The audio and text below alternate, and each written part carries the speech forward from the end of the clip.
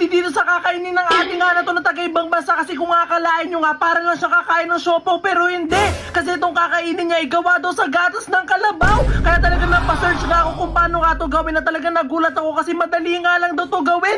Ayan o, grabe, pwede ba itong gawin sa gatas ng kalabaw? Talaga natakam ako dito, talaga na-curious ako kung anong lasa nito. Gawin ko kaya to, ayan. Wow! Ayan, nung nakita ko nga yan, talaga sobrang ako nagulat. Kaya naman agad-agad nga ako napasearch nga kung paano nga yung ginagawa. Nagawa nga lang daw yung sa gatas. Kasi talaga sobrang bilog na bilog siya. Tapos pag ginain mo daw, sobrang sarap nun. Kaya naman nag-search nga ako kung paano nga gumawa nun. Tapos nalaman ko na nga, inaral ko na siya. Nandito na nga yung mga ingredients natin para nga makagawa nun. At ang kailangan lang natin ingredients para magawa yung nakita natin sa TikTok ay 2 ingredients. Kailangan lang natin syempre ng gatas. Ayan, bumili ako dito ng fresh milk. 4 na box ng gatas ang binili kong fresh milk. Tapos, ito yung pinakakailangan na kailangan para talaga maging ganun talaga. Itong white vinegar. Ayan, white vinegar yung kailangan. Huwag yung suka talaga na ginagamit natin.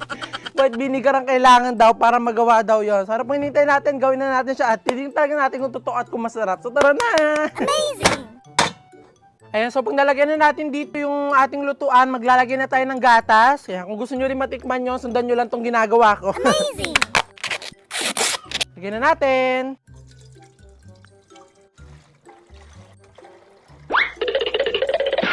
Ayan. Binuksan ko na nga rin yung apoy nga para nga uminit na nga itong gatas kasi kailangan muna natin ito painitin bago nga natin ilagay nga yung suka nga natin. Ayan, so mukhang okay na siguro to, itong init ng gatas. So pwede natin siguro ilagay itong ating white vinegar. Ano siguro to? Magugulat kayo sa magiging resulta kapag nailagay na natin yung white vinegar. Tapos, habang nilalagay natin daw siya, hahalu-haluin natin yung gatas. Ito na. And 1, 2, 3. Ayan. Yan, hahaluin daw natin. Tapos, papatayin daw natin yung apoy. And then, iiwan natin siya ng 20 minutes.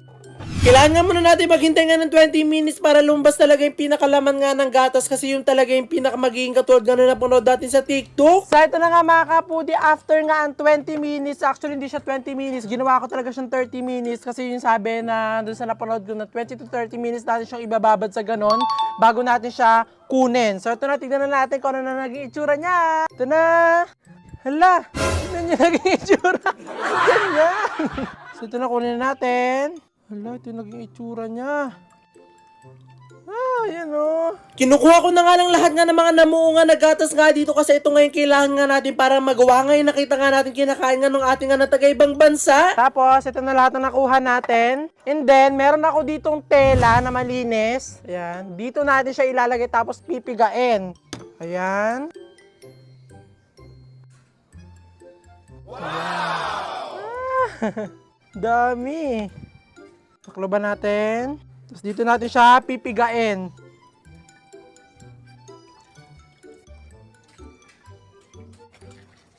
Tapos, pag napiga na natin siya, pwede natin siya ilagay dito sa mangkok. Ayan. Tapos, kapag gumanito na daw siya, pwede na daw natin siya i-microwave. So, i-microwave na natin. So, tara. Napanood ko lang to. Start. Check na natin. At na check na nga natin ito, nilagay nga natin sa microwave at nung sa tingin ko nga okay na nga yun, nilabas ko na nga rin siya at dito ko na halu-haluin. Ganito nga kasi yung napanood ko, halu-haluin mo nga daw siya hanggat para siya maging slime yung pinaka-texture niya at talagang di ko alam kung talagang gagana talaga yun. Kaya talagang ginawa ko na nga lahat nga ng step para lang talaga magawa at matikman nga natin yung napanood nga natin sa TikTok kasi ito nga lang kinaya ko. Grabe, ang hirap pala na itong gawin. Akala ko talaga sobrang dali niya. Ang dami ko nang pinagagawa dito. Ang hirap niya palang i-mold. Tapos gawin bilog.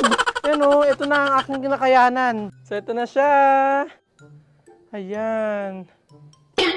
Ayan. Ganito lang ang aking nakayanan. Ganyan. Hindi siya sobrang smooth katulad nung napanood natin sa TikTok. Pero at least nabuo ko siya na ganito. Dun sa 2 gatas na nilagay ko, ganito lang yung nakuha ko sa kanya. Ganito lang karami. Pero at least, di ba, nagawa natin to. So, makakain na natin to. Titikman natin kung talagang masarap. So, tara na! Amoy muna natin. Oo nga! Yung totoo, amoy cheese na nga siya. Muna natin to. In 1, 2, 3.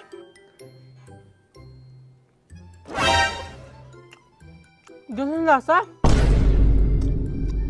May pagkalasa nga siyang cheese, kaso hindi ko maintindihan yung lasa niya. Pero hindi ko nalalasahan dito yung cheese na kinakain natin cheese, di ba? Siguro ibang gatas yung gagamitin pag gusto mo talaga maging kalasan cheese.